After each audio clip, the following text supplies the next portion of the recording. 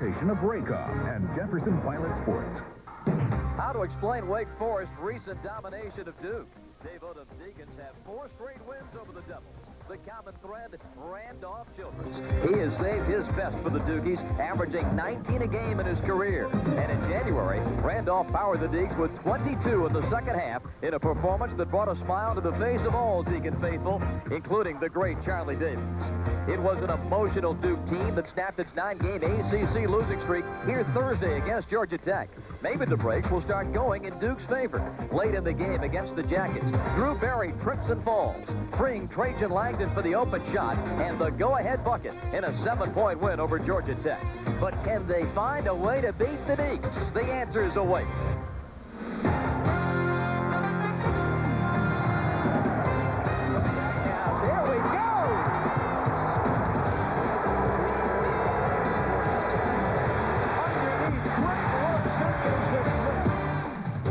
Raycom and Jefferson Pilot Sports present the best in college basketball, the Atlantic Coast Conference. Tonight's game is brought to you by Continental Airlines, by Nations Bank, by Nationwide Insurance, by MCI, and by Budweiser. The sigh of relief at Cameron Indoor Stadium was measured at about 30 miles an hour 48 hours ago as Duke defeated Georgia Tech. They're right back at it this afternoon as they take on the Wake Forest Demon Deacons. A very pleasant good afternoon, everybody. Bob Rathman along with Bucky Waters here at Cameron Indoor Stadium. A very emotional win for the Devils. Yeah, it really was. I saw Teeth around here after that game, and the next morning I hadn't seen for some time. But the key, it was a win in the way they had to do it, Bob. It was freshmen. It was free throw shooting. They were in jeopardy. If they'd have won by 20, it would not have had the positive impact I think that win had, because they really had to struggle for it. Now, that game on Thursday night against Georgia Tech was Duke's first ACC win after 9 consecutive defeats. And yesterday we had a chance to talk to Pete Gaudette, and he spoke about the emotions involved in getting that first win of the new year.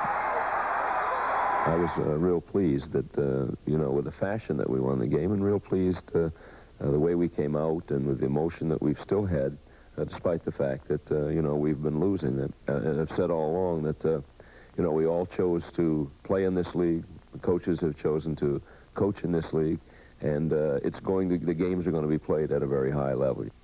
Bucky, we saw at the end of that Georgia Tech game, Trajan Langdon hit the game-winning shot. Ricky Price followed that with another big bucket, and it gave Duke the win. These two freshmen really playing well now as Duke starts to put it back together. Well, you know, they're starting around the league for the second time. They say you start cutting your wisdom teeth the first time you bite off more than you can chew. Maybe that's what happened in the first time around the league, that they are playing better and they are talented.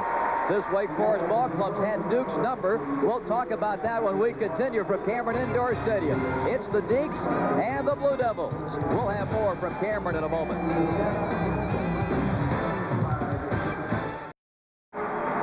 Walking back to Cameron Indoor Stadium, Wake Forest won the first matchup earlier in Winston-Salem. In fact, the Deacons have held the Blue Devils' number. They've won 4 straight in this series, the last 2 in this building, and they've won 5 of the last 6 overall. And really the common denominator has been Randolph Childress, Bucky. He has been a Duke destroyer. Well, sometimes he's had help. He's had Rodney Rogers inside, and he's had this fellow Tim Duncan, who is a major player inside, and a lot of times he just does it by himself. In the first game, he had 2 points in the first half, tried to get everybody involved, didn't like the way that was going, so he got 22 in the second half.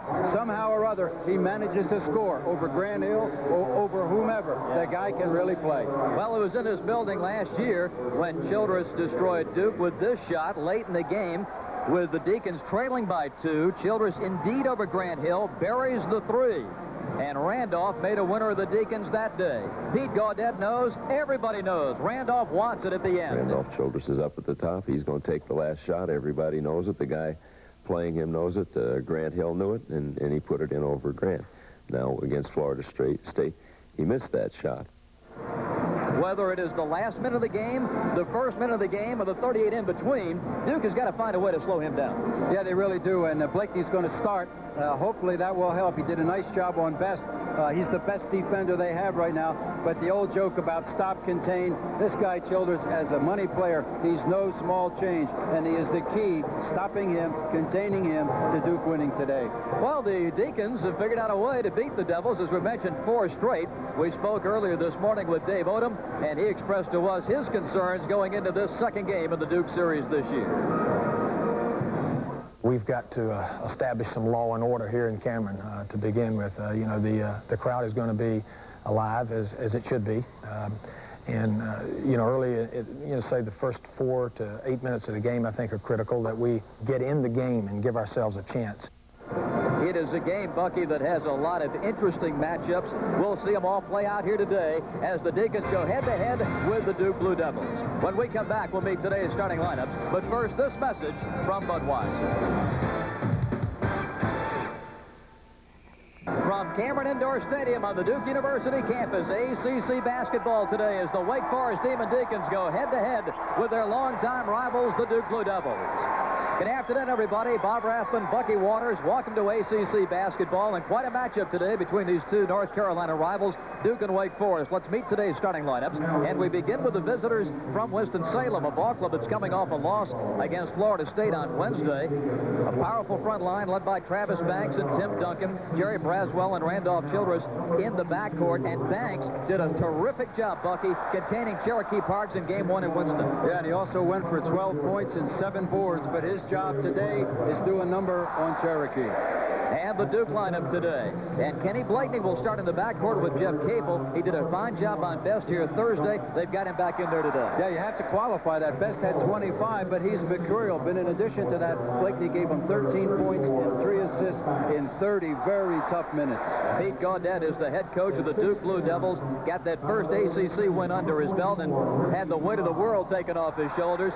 Dave Odom, since he became the head coach of the Deeks, is 6-5 against the Duke Blue Devils. We'll have the opening tip-off. It's Wake and Duke next. On this Saturday afternoon, we welcome you to Cameron Indoor Stadium at Duke for the Wake-Duke game. The Blue Devils coming off the win against Georgia Tech Thursday, now 11-11. The Deacons are 5-4 in ACC play, but they've won their last 2 in this building. These two clubs played what is generally regarded as the first college basketball game in this state. It was back on March the 2nd, 1906. But Wake has dominated the recent history, winning 4 straight and 6 of the last 8 overall. Opening tip goes to Duke. It is not true that I was the defensive coordinator that day for the Blue Devils. Here's Blakeney down the lane, and Duncan blocked that from behind.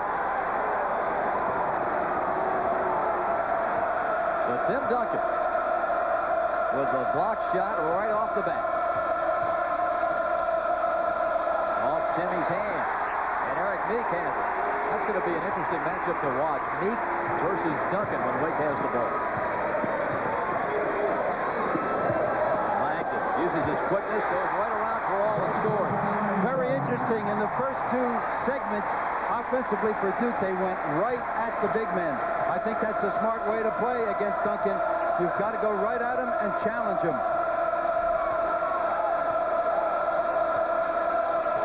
Blakeney matched up with Childress. Braswell in the paint, and Duncan with the left hand missed it, but there's Banks wiggling inside to stump it home. Scooter had 12 in the first matchup and comes away with that loose one. 3 possessions for the Blue Devils. 3 times they took it right at the iron. Of concern to Pete Gaudet is that easy pass into the post. There's another one. Had the pass been better, Duncan would have been in better shape to score. Duncan gets the offensive rebound. He is the ACC leader in that category. In the NCAA, he's in the top 10 in 3 divisions. Block shots and rebounds and field goal percentage. Incredible sophomore year. Too long on the jump shot, but Childress has the rebound. Wake won the first game, 74-64 in Winston on January 11th. Parole, trying to find Langdon. There's the mismatch, 6'10" Parole versus Langdon. Turnover. Blakeney does not have the numbers. Langdon, they drop off of him, and he bangs in the 3. For Duke to really capitalize on what happened against a fine Georgia Tech team that's playing very well right now, they've got to attack. There's no way that they can lay back and try to play smart. They've got to max this crowd and go after them. Randolph Childress ties the game at 5 with his three-pointer. Bucky, his shooting has not been that solid this season. 36% in ACC play, but boy, when he finds that Blue Devil team has the opposition, he really comes to play. Here is Meek following. A block and a hell ball, and the arrow will give the ball to Wake Forest. Boy, Duncan just wasn't going to move. He wasn't going to cooperate. What's key about this is they're not going to Cherokee Parks. They're going at whoever is in Duncan's neighborhood.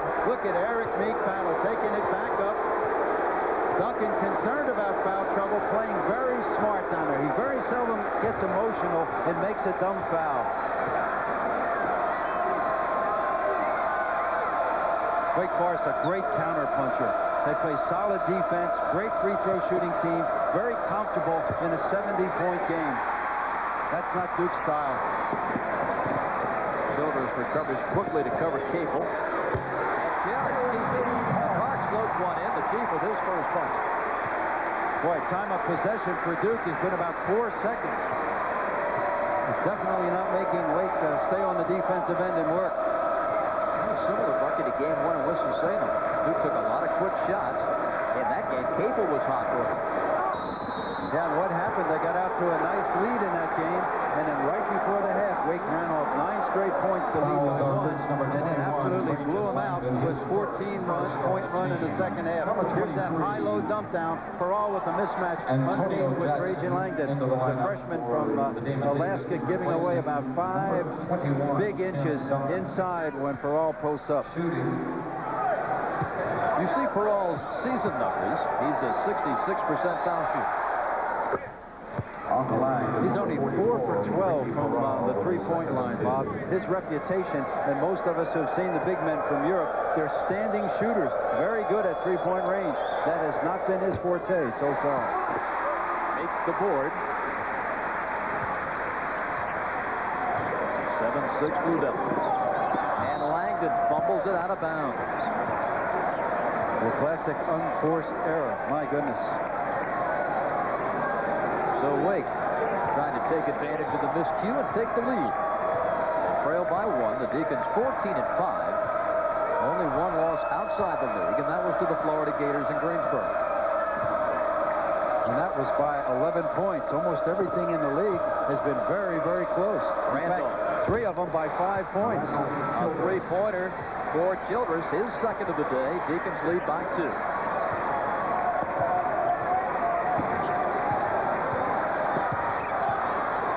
Capel spins and misses. Blakeney inside, and look at Jackson just rip it right out of his hands. Duke has yet to run what appears to be any sort of motion or set offense. They're coming down in quick shooting. Steal by Capel. Blakeney gets out ahead of the pack.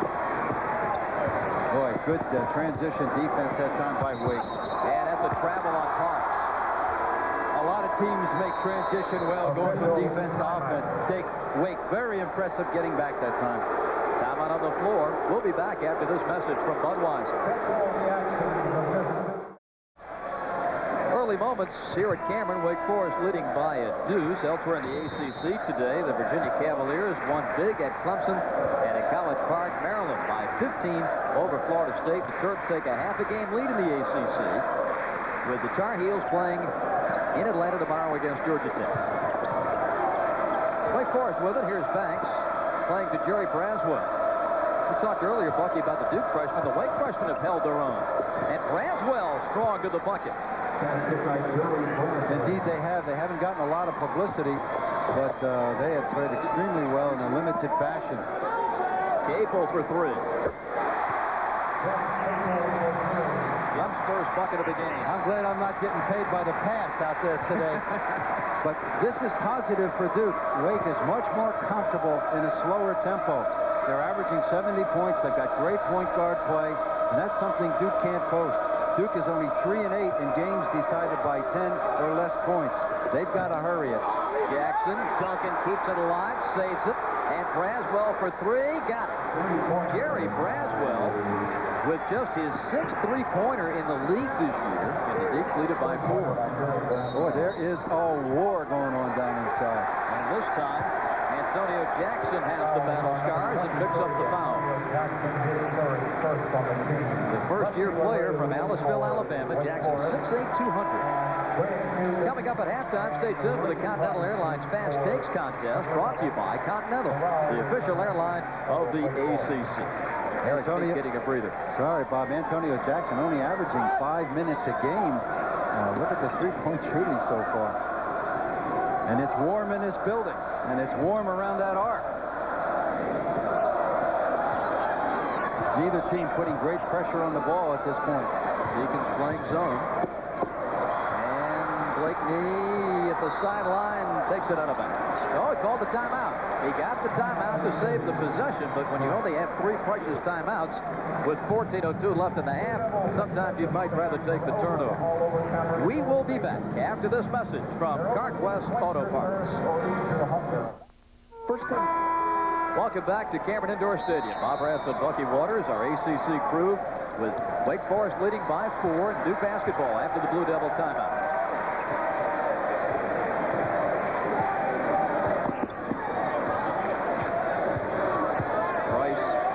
Take advantage of his quickness, but Perall had it marked.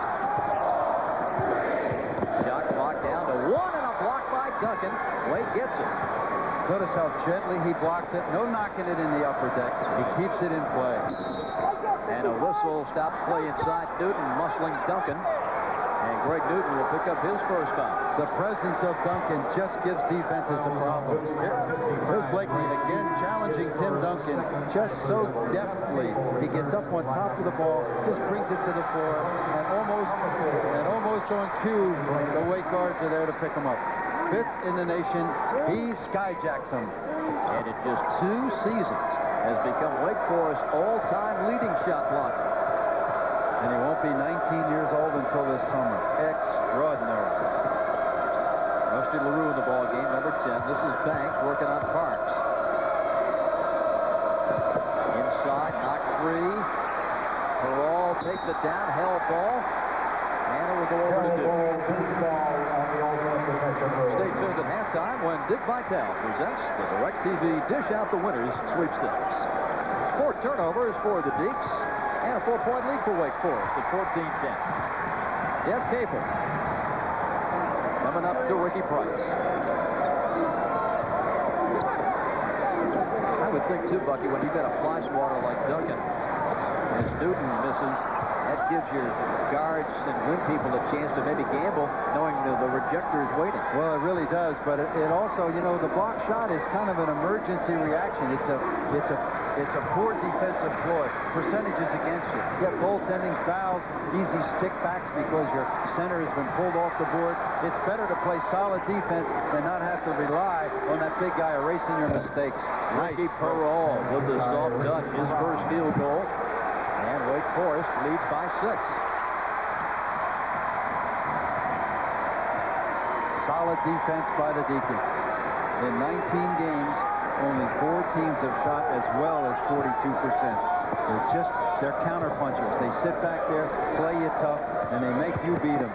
Langdon reverses and scores. Just as I praise the defense, he puts it on the floor, goes all the way across, and draws no weak side help.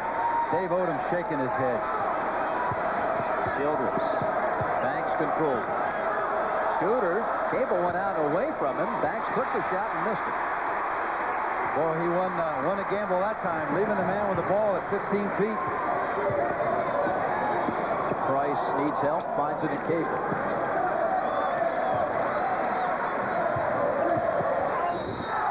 Childress with the reach in. His first.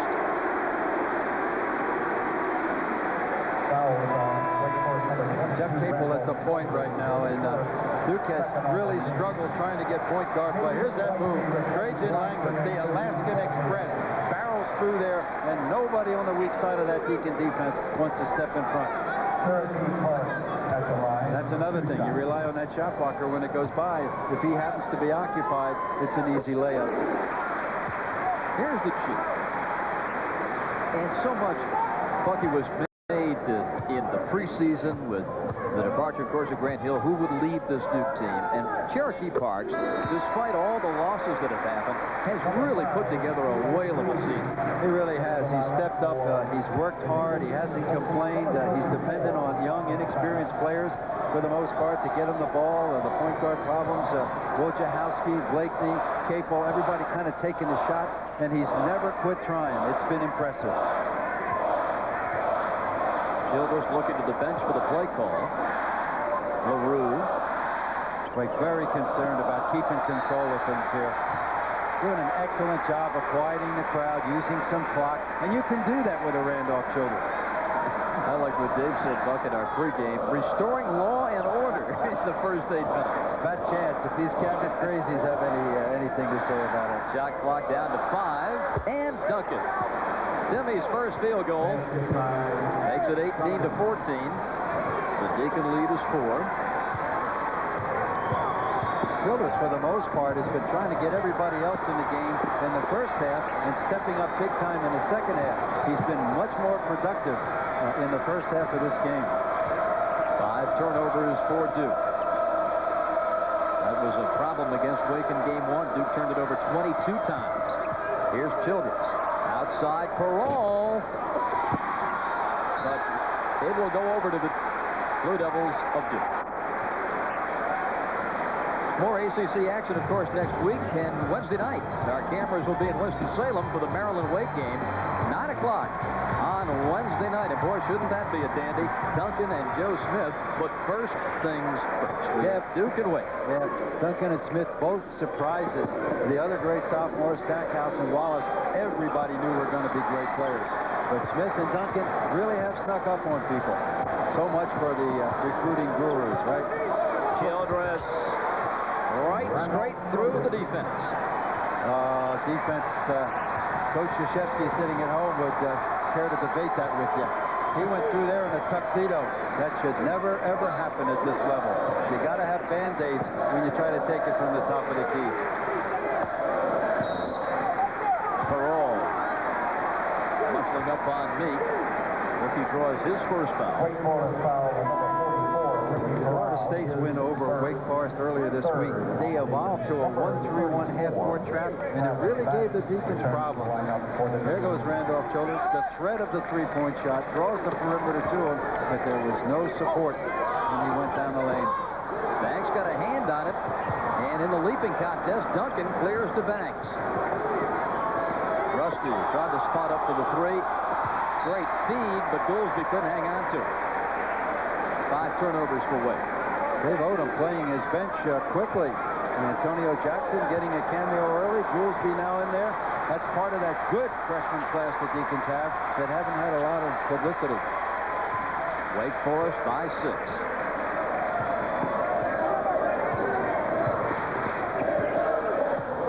Capel some daylight. And look at Mr. Price.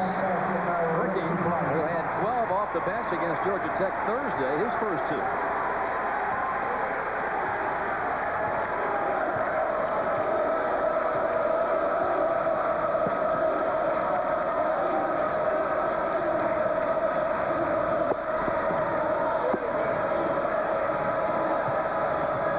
Goolsby. And it's stripped by Price.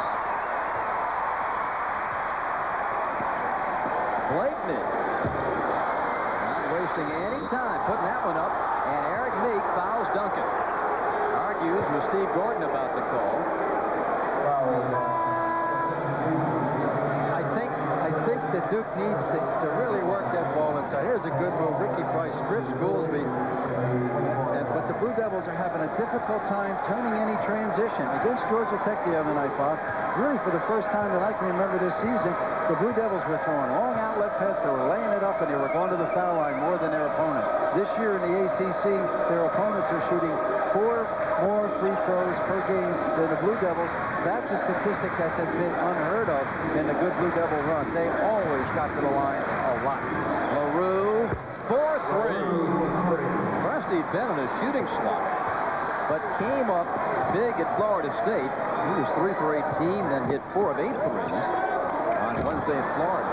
Way short, the Chief. Duncan rebound. But there's no semblance of offensive structure there.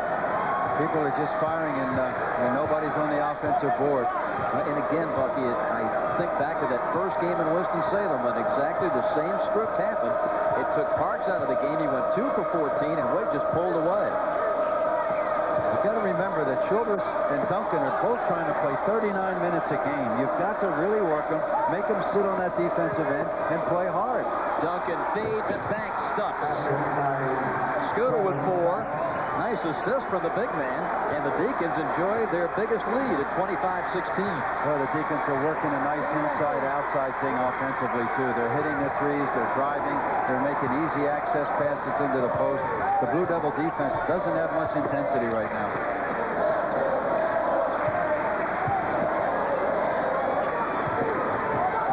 Price. Ricky Price with 4. Starting to play the way he did before the ankle injury during the holidays. There's no question he was making rapid progress.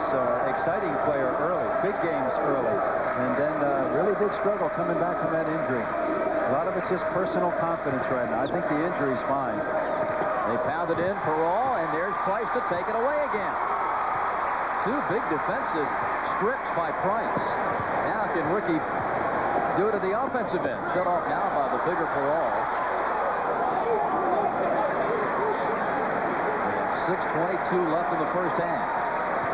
Scooter Banks always plays the toughest inside player for the opposition, and he's locked up right now with Cherokee.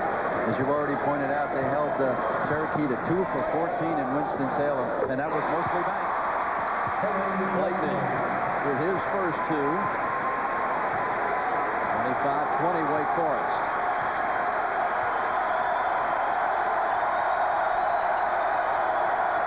This tempo of game leaves the crowd out of it.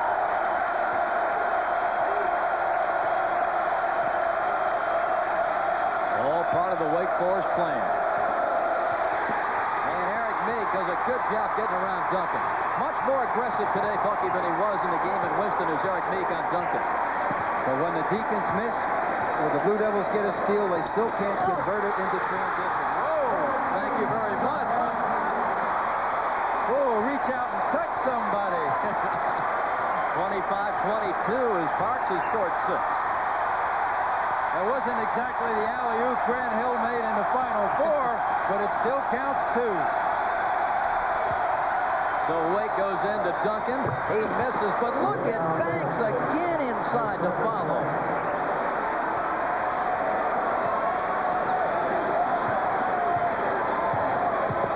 Quiets the crazies momentarily.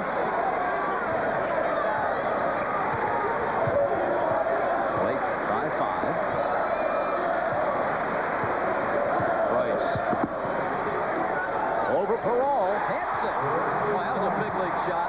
This is schoolyard offense by Duke. They're just kind of isolating one-on-one, going to work, and they're going to have to hit a tremendous percentage. Inside Perrault, they just back in and score.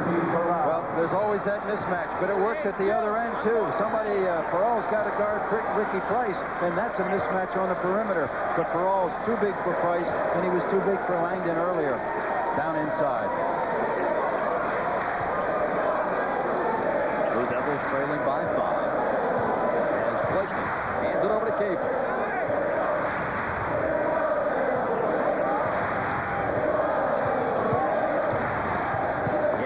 Fouled by Duncan.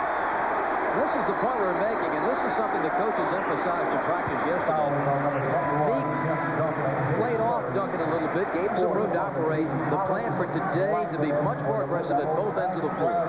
Well, the high-low that Duke runs is very difficult to defend.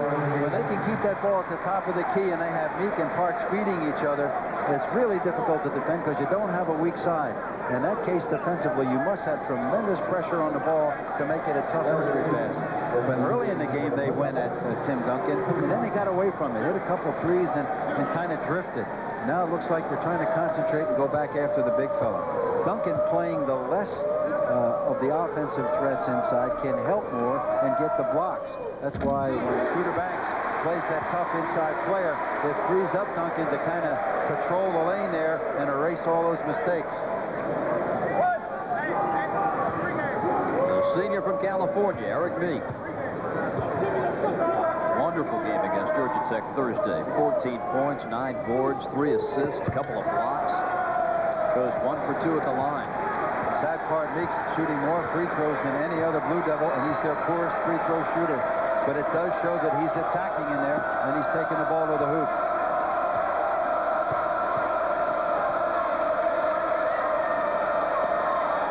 Duke trying a little matchup zone here.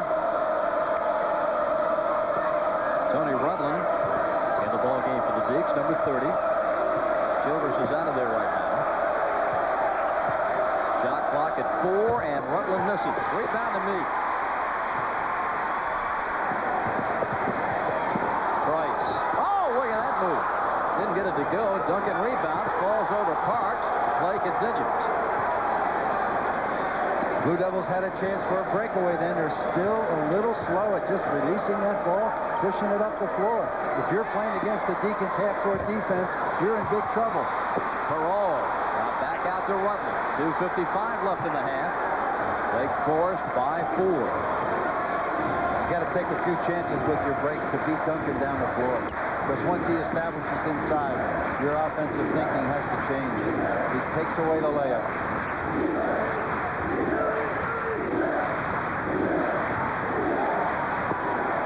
Here's Scooter. And Langdon clears. Duke running. Here's Price. Good job, Wake Forest, getting back. Well, they've done that a couple of times, Bucky. Collins is in. Even with that long rebound, they've recovered well. Collins up and in. And a foul. On Parole. So Chris Collins comes off the bench and immediately hits the lane. He'll go to the line. Second foul on Parole. Boy, everybody, I think, in the Duke community is rooting for Chris Collins to pull out of this season-long shooting slump. Chris Collins at the line. Just 27% from the field this year. He hits the foul shot, and we've got a timeout on the floor. 2:11 left in the half. It is 29-28. Wake Forest by 1. We'll be right back.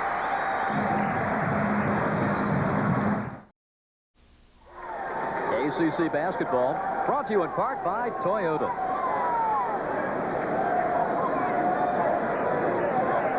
Wake Forest and head coach Dave Odom leading by 1 here at Duke, 29-28. And a point we should make, too, Buck, and these coaches are certainly well aware, the way the flavor of this half is going with that early Duke timeout, there is one more TV timeout, so we'll have that on the next dead ball here, so they may play for just a couple of seconds before we have another timeout. Field goal defense. Wake Forest has done a terrific job, but today, Duke, in firing those quick shots, they've been successful. Can it continue? That's what we're all waiting to find out. Duke has been up and down. It's just very hard for them to sustain good play. Look at Collins with the overplay in the passing lane, and he leaves it short. Hoping to get a whistle. I think that's all right, though. I think Duke needs to be more assertive in transition, especially, again, making the point, beating Duncan down the floor, getting to the foul line. They were 14 for 18 against Georgia Tech from the foul line, and that was critical. They have not been a good free throw shooting team, next to last in the ACC.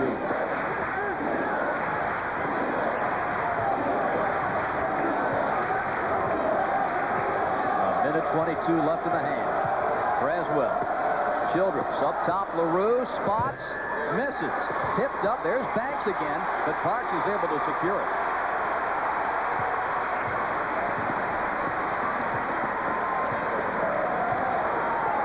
Capel sets the play. 60 seconds left in the half. 29-28 Wake. Capel up and in. Touch, floats up and in. Guess whose play he called? Good call. Childress to Banks, fakes, goes up, missed it. Scooter gets it back. Again rejected by Meek. Right charge, pure power, proud to present the ACC Player of the Week. Look for this feature prior to the second half tip-off. Duke wants one more shot. to close the half. Shot clock and the game clock neck and neck. Duke had a critical turnover at the half against Georgia Tech. Lately talking to Gaudette, took his eyes off Travis Best. Travis got all his hubcaps, his watch, and his fillings. And it was a disheartening turnover to end the half. Collins, he'll put it up. Short. Braswell's got it, and that's the half.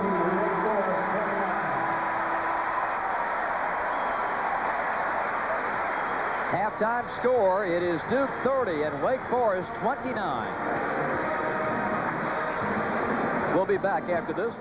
And welcome back, everybody. This Duke-Wake game, a one-point game at the half, one of 3 ACC games today. Elsewhere, it was Virginia winning at Clemson 62-44.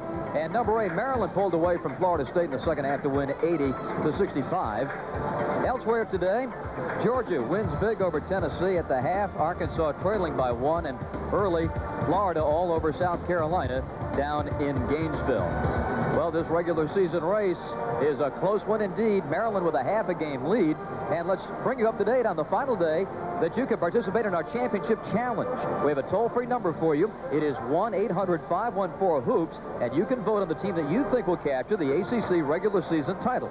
Now, the contest winner will be selected from all the correct entries based on a random drawing and will receive a VIP trip for 2 to the 1995 DirecTV Grade A tournament at the Palace in Auburn Hills. Now, voting ends today. The winner will be announced during our ACC tournament coverage in March. And we mentioned that Maryland victory that has put Gary Williams' ball club back in first place by a half a game over North Carolina. The Tar Heels play at Georgia Tech tomorrow. Virginia with the win is just a game off the lead at 8-3, and the Deacons at 5-4. ACC basketball on the Raycom and Jefferson Pilot Sports Network will continue after these messages from your local ACC station. This ACC basketball game is brought to you by your friends at Toyota. Auto Parts Smart Play of the Week comes from last Saturday's Georgia Tech upset of 5th-ranked Maryland. On this play, Tech's Travis Best proves why he's one of the best point guards in the nation.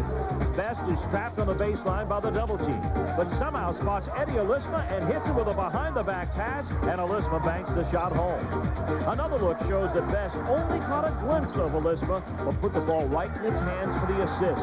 And that's our Advanced Auto Parts Smart Play of the Week.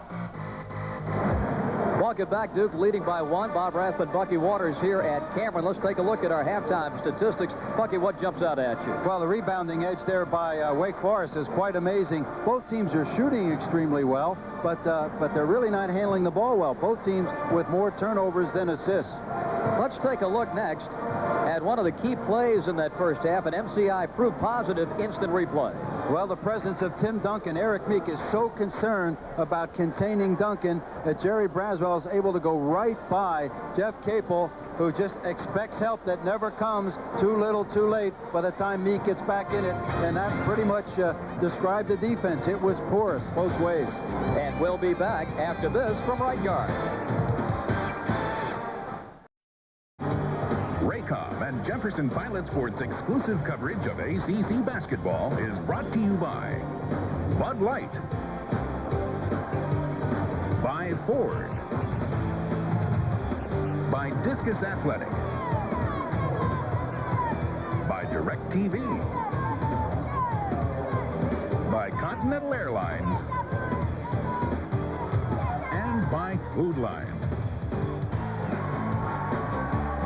We are back at Cameron Indoor Stadium with the Wake Forest Demon Deacons coming out onto the floor, trailing by 1, 30-29.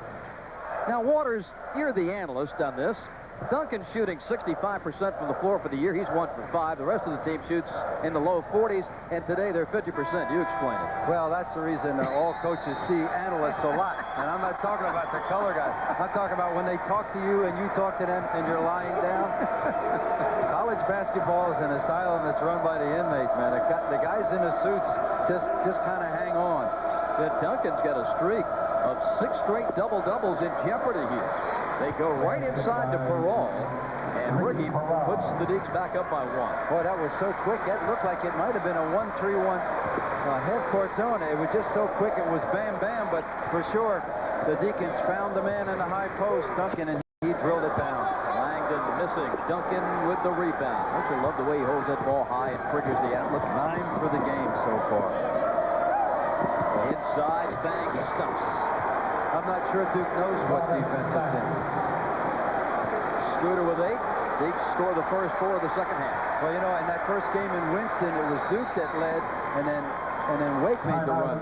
Now Duke's going to take a timeout. Pete Gaudet sensing the same things you are, Bucky, that they're just shredding the defense, and they want to talk about it.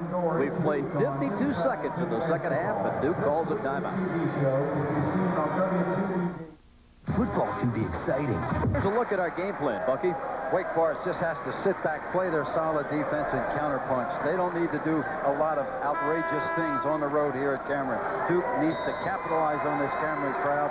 They outscored in transition 11-2 in the first half. They need to push the ball up the floor and beat Wake Forest half-court defense. Here's something, Bucky, to file away for the end of the game. Duke has only 1 timeout left. They've been squandered. Although I think Gaudet made a wise call right there at the start of the second half to make sure it doesn't slip away. You know, the first game in Winston-Salem was Duke that led early and Wake came from behind. So it was the exact opposite because Wake led by 9 in the first half, but the Blue Devils with a strong 14-4 finish put them up 1 at the half. But they came out sleepwalking and the Deacons make you pay. Now Duke gets a break as that board went off the hands of Banks. Meek rips down the offensive rebound. The Chief, that's a 2-pointer. Meek the offensive glass. Duke had 25 offensive rebounds in game 1. Capel for 3. And still only shot 32%. That was amazing. Good timeout by Gaudet. Devils right back even.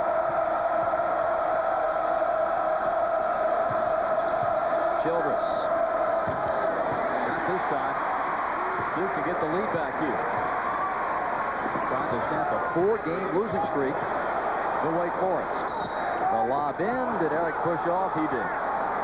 Meek trying to get away from Duncan with the push. And that's the second foul on the 6'10 senior Eric Meek. Very few fouls in that first half. No one close to the bonus. Rutland is in. Farrell from Hampton, and out of the game goes Braswell. Excuse me, Bob. Farrell, the only player that finished with 2 fouls at the half, so there's no reason why both these teams have anything to say. They can go after it.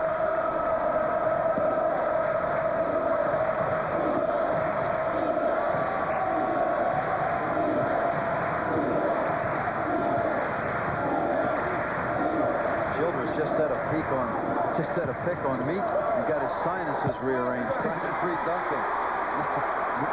Meek is not only big and strong, he plays very hard. Tied at 33. Langdon trying to measure Parole, but Ricky with those long arms. Good pass by Meek to kick it right back to Blakely.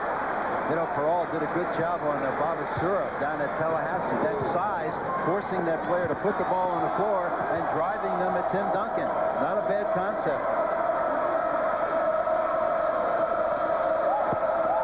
Here's Scooter Banks. And Rutland is able to pick up the loose chain. Rutland played in Tallahassee against Florida State and then has not practiced since that game. Just arrived today. Mom is sick in Hampton, and he's been home with her. Eric Meek absorbs the punishment, much to the delight of the new crowd. Taking the charge. Second on Childress. Now, we talked about that shot blocking earlier, Bob, and that's an exciting play, but, you know, there's just as much effect long-term to that big man not going for the ball and drawing the charge. Because the next time you go in there, you're not sure which way he's going to go. With a guy like Duncan, you know he's going for the block, and you can alter the shot, you can go hard. But if that guy changes up on you, then he's got you tiptoeing. Tied at 33. The lob into Eric Meek, and scores. Boy, there's that high-low game. Yes, very observant.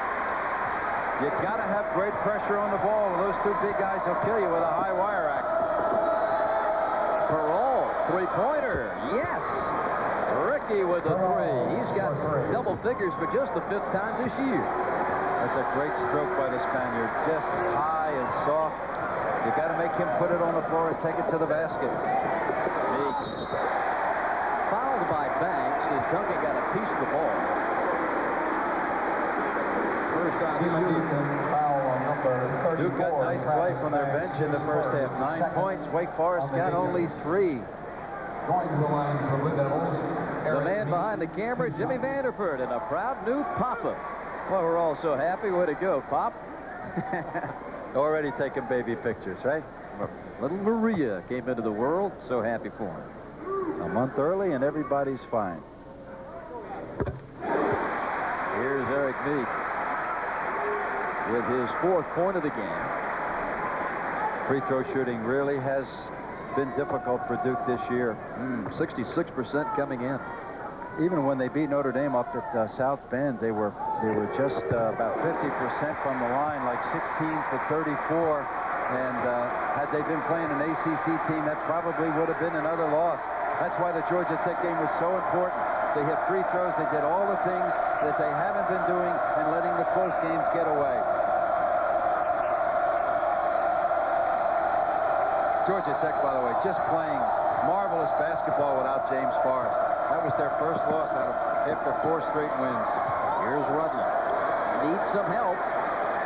Shot clock at 6, and Randolph connects. 10 for Childress. Randolph's mother must have been frightened by something in dark blue, and he was very small. You put a blue jersey on, and this guy goes lights out. Boy, he's been tough on the Blue Devils. I should say so. 28 last year at Wake. Winning basket here. There's the Chief with 8. And then in the first game in Winston-Salem, he had 2 in the first half, 22 in the second half. When it gets going tough, just look for him. He'll have the ball. They run Childress off the double screen to the left, inside to Duncan. Tim misses, and Capel there to get it. Capel just will not push that ball up the floor. Look at Langdon float in. Meek keeps it alive. Now Perrault has it. A lot of dribbling by Capel. Yep. They've got a chance to get numbers, but they're going to have to not dribble, but push that ball up the floor. Oh, and a foul. Let's see which way it goes. It's going to be on Wake. Good reach around by Meek. Boy, he's really playing hard. It's time to play fast takes. Identify the player that appeared in the Continental Airlines halftime feature. Call 1-800-836-3ACC within 24 hours to enter. And the secret code is 75. 14-10 remaining. Tied at 39. Eric gets a breather. Collins is back in for the Devils, along with Greg Newton. Parks. Childress secures.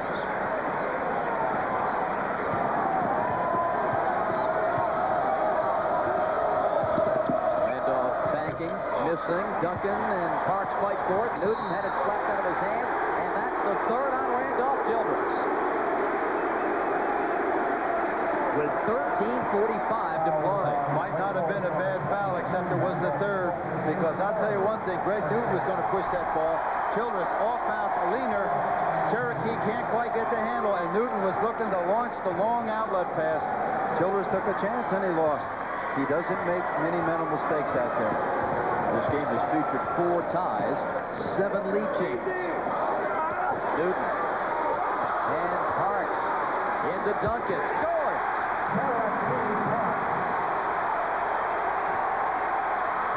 Cherokee into the teeth of the lion, just went right at Tim Duncan.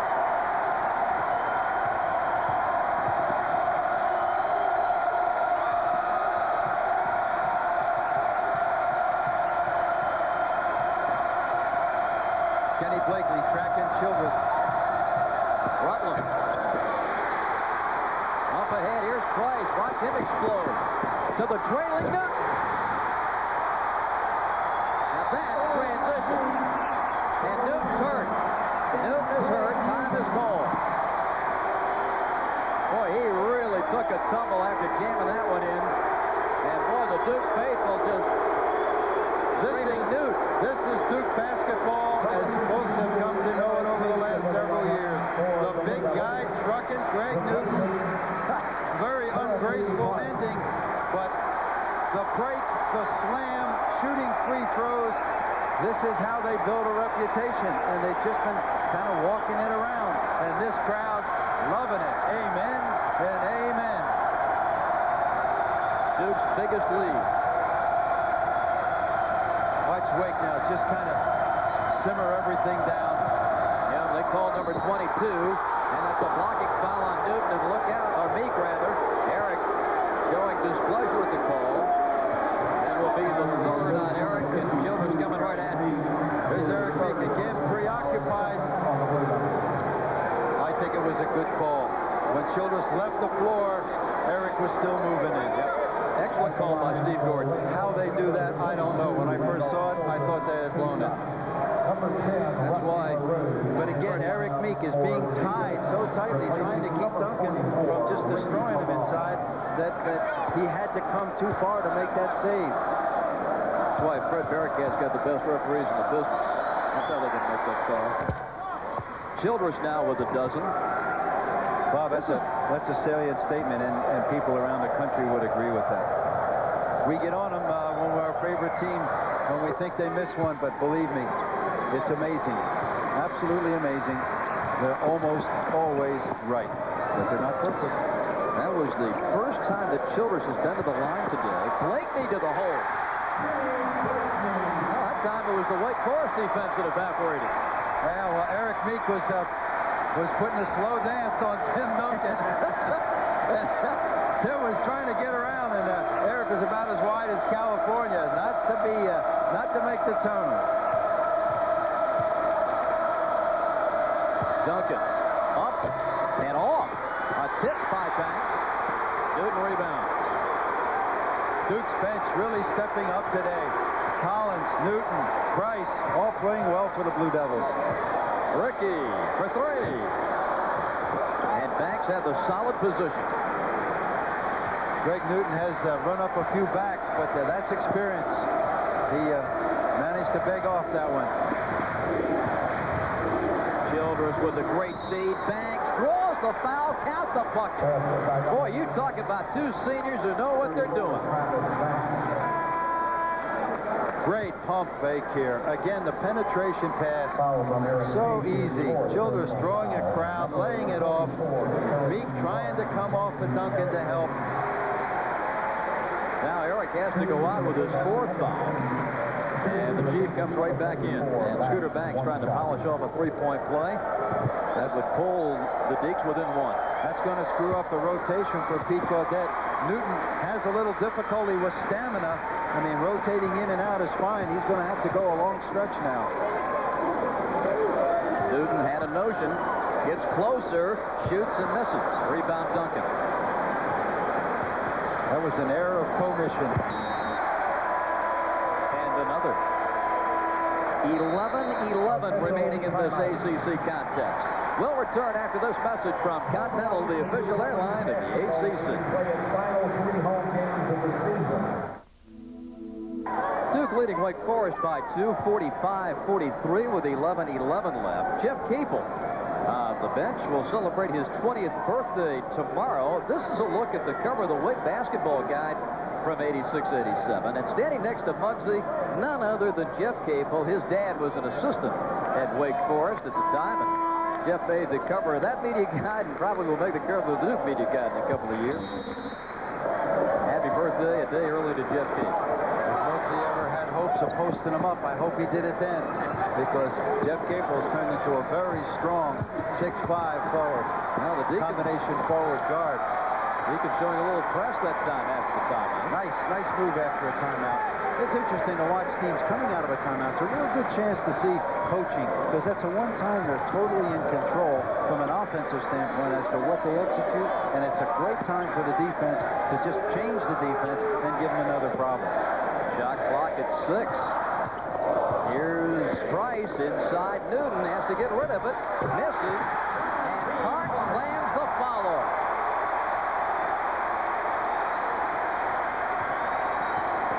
Tim Duncan only 1 of 8 today from the floor. He does have 11 boards. In here last year as a freshman, he had only 8 points and 7 rebounds.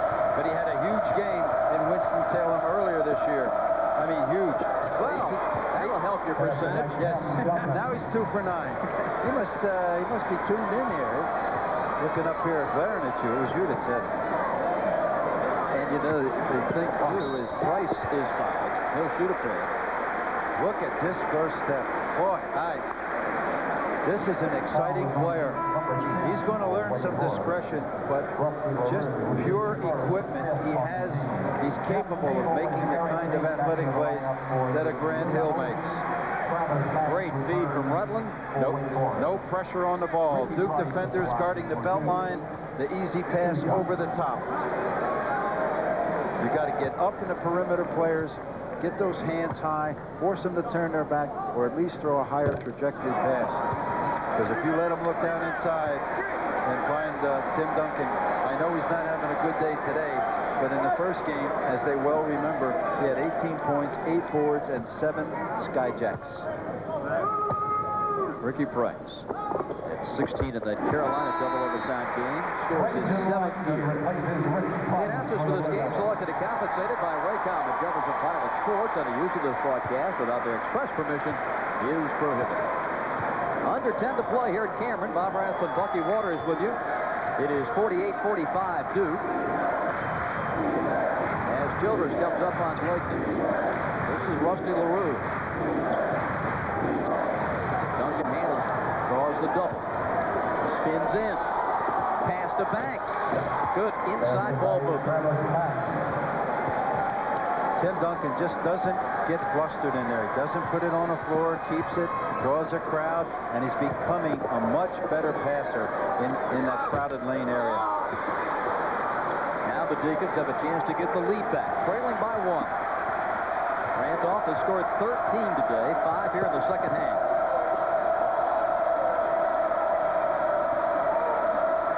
Wake Forest very content to remain patient. They go to the double stack. Childress lost the handle in the penetration, and the held ball between Langdon and Childress. And the possession gives the ball to Duke, I believe. I still think a wise move for Duke is to continue to try to push that ball up the floor. Childress and Duncan both trying to play 39 minutes a game for Dave Odom, and that puts pressure on them. And then in the set offense, I really think they need to find Cherokee Parks. He has not had many touches, and he is the main man.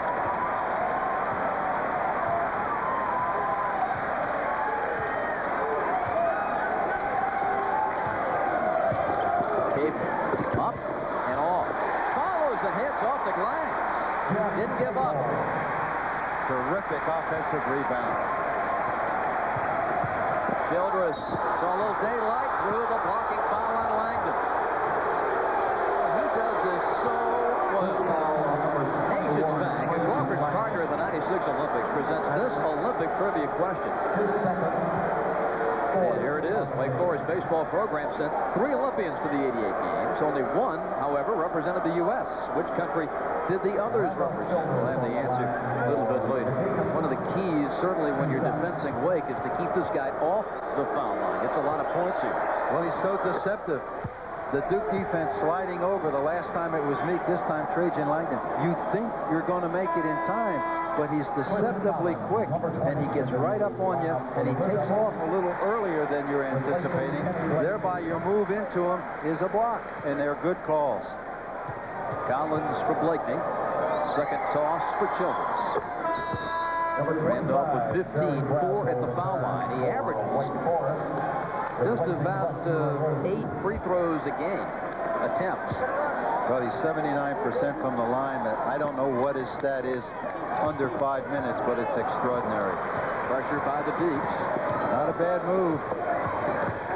Not a real point guard on the floor. I don't consider Capel a point guard. He's still in transition as a 2-guard, a wing player, and he tends to try to make big plays when you pressure him. So those are good ploys by the Deeks. Collins kicks it out. Langdon for 3. And Duncan secures. 50-49. Duke by 1. The Deacons, the counterpunchers, Going at a Lawrenceville tempo. Here's Childress throwing it up and off. Did not draw the foul. Duncan way short. Is Meek a warrior or what? Nothing pretty. He just beats on people. Scooter Banks, his counterpart inside, doing a terrific job on Cherokee Park. But Duke's not looking for Cherokee. Collins for three. Boy, that had to feel good. Just his 9th three-pointer of the season. 53-49. Duke, through it all, Bucky has been able to keep Wake Forest at arm's length. Deacons make a little run. Duke has been able to come up with a big shot. Yeah, but on the road, I'm sure the Deacons are pleased to be right here. They're very good in the close games. Duncan, and he handles it. Shot clock at 5. Banks has to put it up and drains it. Pressure on the ball, pressure on the ball.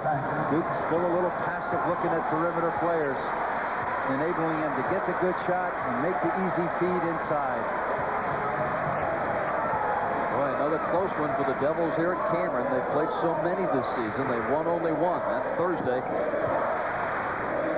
Deacons right there with him. Parks for three. Nope. Here's Meek battling. Collins saving. Capel penetrating. Loose ball, and the Deacons will have it. Look at Perrault. Scoot it to Scooter. And a foul on Collins. Wake Forest not averse to taking the fast break. Sneaky, under control. They got a good opportunity. Timeout on the floor here at Cameron. 6 minutes and 19 seconds left in our game. It's a 2-point lead for Duke. And we'll be back after this message from Bud Light. Here's a look at the You'll Love This Stuff play of the game. Meek will miss this shot, Bucky, but keep an eye on the Jeep. Coming right down the lane, right over Mr. Timothy Duncan. Shooting a little hard off the iron, but nobody puts a body on Cherokee. Parks has scored 12. In the second half of the game, the other night against Georgia Tech, the Chief made some big plays. And again, we spoke earlier in the half about the solid play. 12 points and 7 rebounds, but no fouls today for Parks. That's interesting.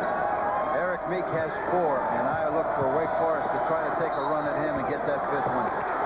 Childress, as he is so apt to do, draws the foul and will go to the line. It's pretty clear, Bob, that Pete Gaudet's got the problem of trying to pry the ball out of Randolph Childress' hands. Dave Odom has just put his chips right on number 22, and he's backed everybody off, and that's going to control the clock and put a pressure player in control of his destiny and at the free throw line. I thought that ball was going to dive exhaustion on the rim, but it falls in. 16 for Randolph. Randolph Childress does have 3 fouls, so looking at it from the other standpoint, whomever Randolph is guarding, I would expect Duke trying to take advantage, maybe trying to get that 4th one on him, which would certainly not take him out of the game, but might make him a little more tentative with the basketball for fear of drawing that 5th one. It's certainly worth a shot. I would drive right at him. And Capel is strong enough to take that advantage. Randolph with 6 free throws here in the second half. That ties the game at 53.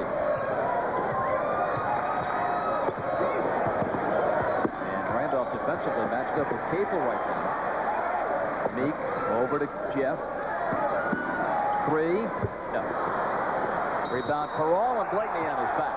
I think Pete Gaudet would like for Jeff Capel to put that ball on the floor and taking him to the basket. Our trivia question. Wake Forest baseball program with 3 Olympians, 1 representing the U.S., the other country represented, our neighbors to the north, Canada, with Frank Humbert and Warren Sarkey. And we span the globe from Canada to Spain. Here's Perrault at the line. You're a geography major. I'm all for you. Loose ball, out of bounds to Wake. Front end of a 1-and-1 missed by rookie, but the Deeks hang on to it. Again, remember, Wake Forest, #1 in the ACC, 75% free throw shooting team, which means a lot toward the strategy right now that Dave Odom is employing. He wants to slow this sucker down. He's willing to take his chances on the foul line. Here's Duncan. He's had a rough day offensively. And Duke comes up with the ball. Childress got a hand on it and broke it up. Banks takes it back. Rutland for three. Nope, he'll drive to the basket. Dishes to Banks. That one taken away. And into the hands of Chris Collins. Boy, what a turn of events. Wake was all set to take the lead. Instead, it's now Duke by 2. Great defensive play that time by the Deacons at midcourt because there were 2 Blue Devils wide open waiting for a layup. Childress launches.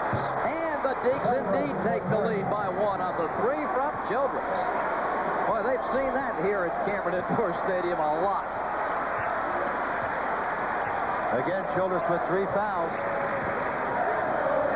56-55 Deacons. Go at him. Go at him. Eric Meek couldn't squeeze it around Duncan. Eric with 4 fouls, taking the risk of a charge, but that's the way he plays. He went right at Duncan. Randolph and Timmy walk it up the floor. Again, that Duke bench outscoring the Wake bench 15-3. That's a significant stat.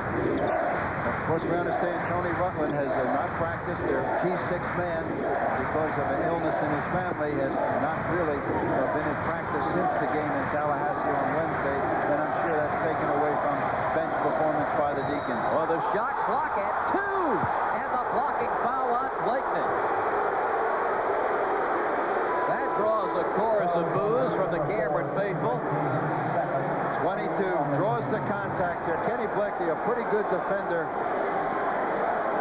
Either way, 51-49. Blakeney really playing great defense, and sometimes even great defense. Not good enough against this guy. Randolph Childress will be at the line for Wake Forest. Since Childress has been at Wake, they've finished no lower than 3rd in the ACC. The Deeks had 4 straight losing years until he showed up, and he has made life miserable for the Blue Devils. Childress with a 16-point second half going, and 6 of 6 at the line. 1-1 coming. And he missed it. What a break for the Blue Devils. Under 4 to play.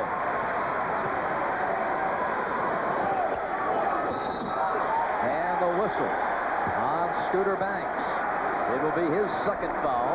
That's the 16th foul on Wake Forest, so Duke will play it from out of bounds. And we have a timeout here at Cameron Indoor Stadium. 3 minutes and 50 seconds remaining in this ACC tussle from Cameron. And we've got a 1-point game. Junior Blue Devils presented by the Durham. I proved positive instant replay. Little pinball action on this one, Bud. Good double team. Capel creates a loose ball, gets it shoved straight upwards. Banks reverses. They come back. Childress. Rutland with a good fake goes to the hoop. Scooter gets stripped again. This time it's Chris Collins, who is 3 for 5 today. A big game off the bench. 8 points. And he banks one in, narrowly missing Randolph Childress, who tried to fly in there and strip it from him. Nobody could get a fork in that one at midcourt. It's pretty good play-by-play, I might add. Oh, yeah. Hard. Yes. Excellent. 56-55 Wake. Both teams in the bonus now.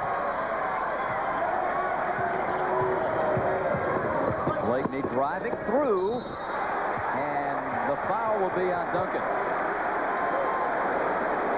Second on Tim. Fouls on number 21, Tim. I'm not sure, coming out of that timeout, Blakeney was trying to drive on Randolph Childress, but by using the pick, they created the switch. So when Blakeney made the turn, he was looking at big people and not Randolph Childress. 2 shots. Kenny Blakeney has scored 4. Not a good free throw shooter. Has not been at 57%, right? And part of the problem, the perimeter guys for Duke. Blakeney shooting 55 or 57. Jeff Capel at 63%. Wojciechowski 54%. Those are the guys that are probably going to get fouled at the end of a game. The ball handler. Kenny 2 for 2. Duke leading 57-56. It has been close all afternoon.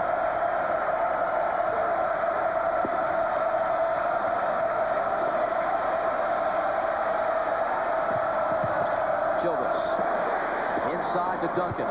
Bounce to Banks. What a pass! I don't think Childress made that pass.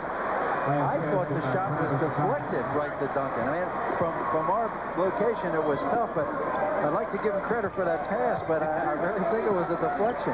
Well, like they say on Broadway, how'd you come out? It worked out just fine. They all look like line drives in the paper tomorrow, don't they? Collins, long three, in and out. Boy, tough break for Chris. Wake Forest with a 1-point lead. Well, Randolph just slowly walking it up. Now takes it on the wing. Perrault with a high screen. The timeout situation. Duke burned a couple early today. 2:25 to play. Shot clock at 6. Childress has to hurry. Beats the Duncan. Timmy's shot is no good. And the rebound to Eric Meek. Long outlet to the Chief. Randolph Childress appears tired to me. Yes, I agree with you. He is not as crisp as he usually is in these end-of-game situations. Coming up on the 2-minute mark. A tired Randolph Childress is better than most in these end-of-game situations. Parks back out to Blakeney. Here's Collins. Back to Kenny. The runner. No good, and Duncan has it. 16 rebounds today for Duncan, so even though he's scored only 4, his presence has still been a major one under the bucket. Timeout, Wake Forest, and I think a good one here by Dave Odom to give his troops a breather. 1:36 to play, and we'll return after these messages from the Atlantic Coast Conference.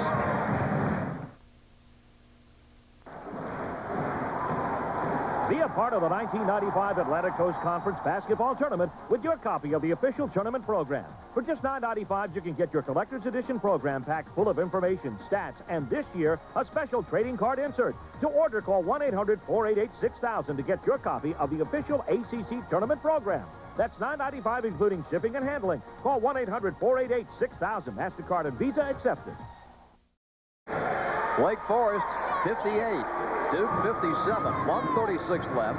Wake with the ball as Dave Odom uses the timeout. We talked about the day that Tim Duncan is having only 4 points, but the rest of his game, Bucky, has been sensational. Here's what he's done in the last 6 games, all double figures in points and rebounds. Look at that Winthrop game when he had 23 boards to set the record, his personal best. And, of course, the rest against the ACC competition. Today, 2 of 11 from the floor, but 16 rebounds, 3 blocks, and 5 assists. Double-double Duncan. He's still got a chance for a double-double with blocks and rebounds, Yeah. even if his scoring is down. Phenomenal athlete, and he kills you softly.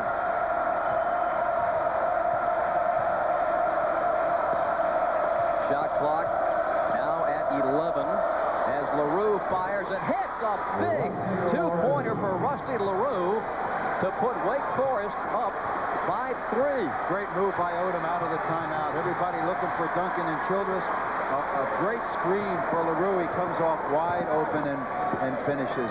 Langdon up and in. Creighton with 9, his first second-half basket. 60-59. The Wake lead is 1. We've got another nail-biter at Cameron and another Wake Forest timeout. Dave Odom has 1 more to work with. 54 seconds to play, and Wake Forest leading 60-59.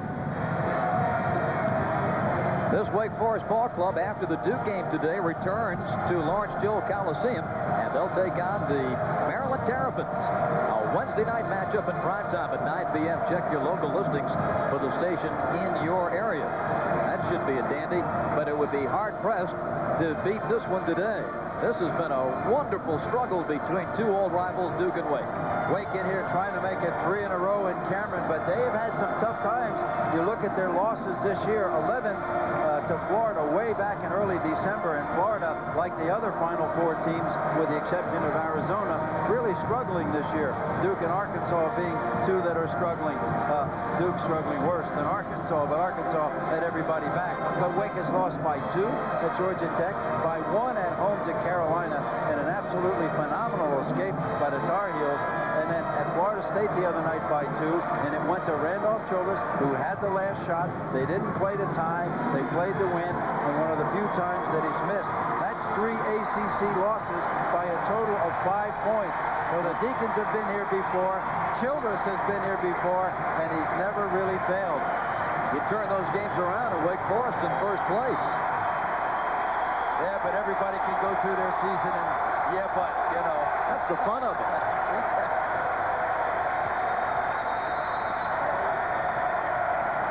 They tried to get Collins into the game, but too late.